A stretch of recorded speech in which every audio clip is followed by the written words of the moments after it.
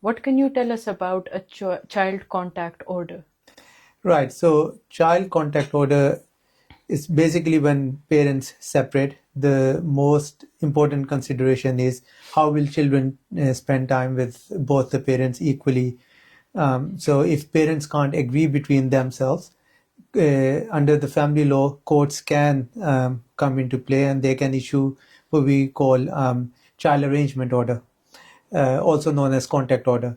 So if parents can't agree as to how long child will stay with non-resident parent, or whether parents can have shared holidays, etc., or they can't come to a conclusion, in that case, family law courts can come into play and they can issue certain orders. So, and we call them contact order or child arrangement order. I hope that answers the question. It does. What are the requirements for applying for this child contact order?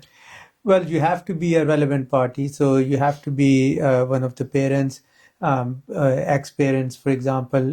You could be cohabitees, for example. Even grandparents and certain relatives can apply, but they may have to apply for court's permission first. No grandparents, but certain relatives. So if you are a relevant party, then you can make an application to the court, and then of course court can decide depending on the best interest of the child. Now it's very important because a lot of times people think it's the right of the parent to see the child and that is why they are going to the court. Actually, it is not the case. But court's primary consideration is best interest of the child. So they will look at things such as child's wishes or children's wishes in the family, depending on their age and obviously their mental capacity, whether it will affect their educational needs, their emotional needs, etc.